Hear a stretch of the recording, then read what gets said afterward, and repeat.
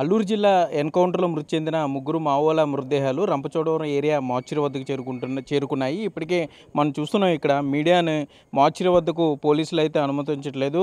మీడియాని పూర్తిగా వారు అడ్డుకుంటున్న పరిస్థితి. కనీసం మృతదేహాల విజువల్ తీసుకోవడానికి కూడా వారు అనుమతించలేదు. ఉదయం నుండి ఇదే పరిస్థితి ఉంది. ఏజెన్సీలో బాగా లోతట్టు ప్రాంతమైనటువంటి అక్కడికి మీడియా వెళ్ళి మావోల ఆ ఎన్కౌంటర్కి సంబంధించినటువంటి దృశ్యాలను కవర్ చేయడానికి వెళ్ళినప్పుడు కూడా అక్కడ లోకల్గా ఉన్నటువంటి పోలీసులు అడ్డుకున్న పరిస్థితి.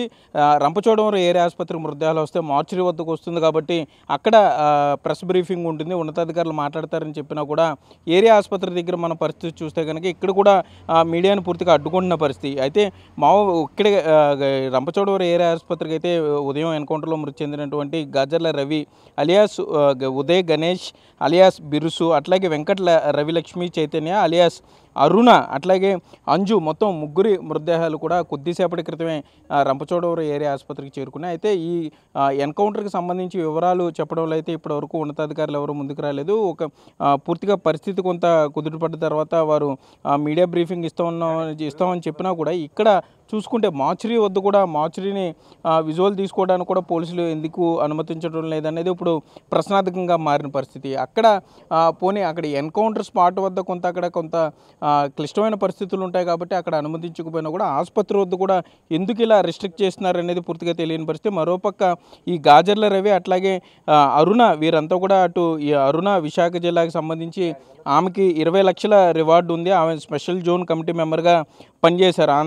ఏఓబి మెంబర్గా కూడా ఆమె ఉన్నారు. అట్లాగే గాజర్ల రవికి 25 లక్షల రివార్డు ఉంది. సెంట్రల్ కమిటీ మెంబర్గా ఆయన ఉండటం జరిగింది. వైరామవరంలో మృతి చెందినటువంటి మావో చలపతి భార్య అరుణగా కూడా గుర్తించారు. మరోపక్క అంజు ఈ గాజర్ల రవి అలియాస్ ఉదయ్కి బాడీగార్డ్గా ఉంటుందని కూడా అయితే మనకి సమాచారం ఉంది. మరోపక్క మావోలు ఇక్కడ పూర్తిగా లోతట్టు ఏదైతే లోపల ఏజెన్సీ ప్రాంతాల్లో యువకులను కొంత ప్రలోభ చేస్తున్నారు. మిలీషియా ఆ దళంలోకి రావాలంటూ కూడా వారికి ఎవరైతే కొంత ఈ సమాజం మీద అట్లాగే కొంత అభ్యుదయ భావాలు ఉంటారో వారిని యువకులను కొంత ప్రలోభ పెట్టి దళంలోకి తీసుకెళ్లే ప్రయత్నాలు చేస్తున్నారు. మరోపక్క 10 రోజుల నుండి పక్కా ప్రణాళికతోనే పోలీసులు ఇటు హై టెక్నాలజీని ఉపయోగించి ఇటు డ్రోన్ల సహాయం, మరోపక్క లోకల్గా ఉన్నటువంటి విలేజ్ పోలీసుల సహకారంతో ఈ ఎన్కౌంటర్ ఆపరేషన్ అయితే చేసినట్లుగా మనకు తెలుస్తుంది. హంటింగ్ టీమ్ గ్రేహౌండ్స్లో స్పెషల్ టీమ్ హంటింగ్ టీమ్ ద్వారా ఈ ఎన్కౌంటర్ జరిగినట్లుగా తెలుస్తుంది. కొద్దిసేపటి ఇక్కడ చేరుకునే పోస్ట్ మార్టం కూడా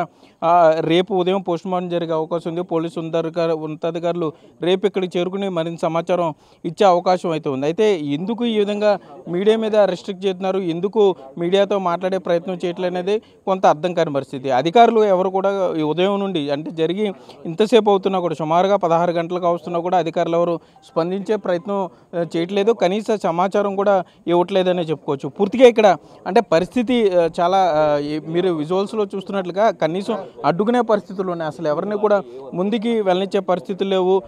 అధికారులు అనుమతి తీసుకోవాలంటున్నారు, ఉన్నతాధికారుల నుండి అనుమతి రావాలని చెప్తున్నారు. సో అసలు ఈ ముగ్గురు మావోలకి సంబంధించి పోస్ట్ మార్టం ఎప్పుడు జరుగుతుందో వారికి సంబంధించిన బంధువులు ఇక్కడికి వస్తారా, బాడీలు క్లెయిమ్ చేసుకుంటారా లేనది కొంత ప్రశ్నార్థకం. మరోపక్క కొద్దిసేపటి క్రితం ఇక్కడికి బాడీలు మావోల మృతదేహాలు చేరుకున్నాయి కాబట్టి పోస్ట్ మార్టం అనంతరం వారి బంధువులు వారిని క్లెయిమ్ చేసుకుంటారా, లేకపోతే గత ఎన్కౌంటర్లో అంటే ఆపరేషన్ కగారికి సంబంధించి కొంతమంది మృతదేహాలు బంధువులకు అప్పచెప్తున్నా మరి కొంతమంది మృతదేహాలు వారి బంధువులకి ఇళ్ళకి చేరే పరిస్థితి లేదు. సో వీరి ముగ్గురు పరిస్థితి ఏ విధంగా ఉండబోతున్నది కొంచెం ప్రశ్నార్థకం. మీరు చూస్తే కనుక అక్కడ పబ్లిక్ను కూడా ఆసుపత్రి ఇది మామూలుగా ఆసుపత్రులకు సంబంధించి కూడా సాధారణంగా ఇక్కడ చుట్టుపక్కల ఏజెన్సీ గ్రామాల నుండి కూడా ఇక్కడ చూపించుకోవడానికి వస్తూ ఉంటారు, వైద్యం కోసం వస్తూ ఉంటారు.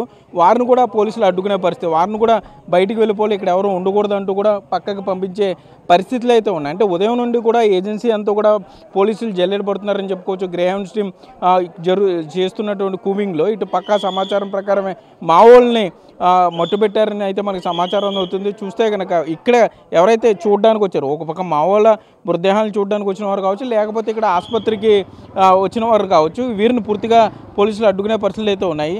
సరే ఏంటి ఎందుకు వెళ్ళినట్లేదు సార్ మార్చి దగ్గరికి సార్? అయితే పోలీసు అధికారులు ఎవరు కూడా స్పందించడానికి ఇష్టపడలేదు. ఉన్నతాధికారుల నుండి ఆదేశాలు రావాలని చెప్తున్నారు. సో మనకి అందుతున్న సమాచారం ప్రకారం రేపు ఉదయం ముగ్గురి మావోల మృతదేహాలకు పోస్టుమార్టం జరిగే అవకాశం ఉండే అనంతరం ఉన్నతాధికారులు మీడియాతో మాట్లాడతారంటూ కూడా మనకైతే సమాచారం ఉంది. కెమెరామెన్ భాగ్యరాజ్తో సాగర్, బిగ్ టీవీ, రంపచోడవరం నుండి. For more videos like this, Subscribe Big TV channel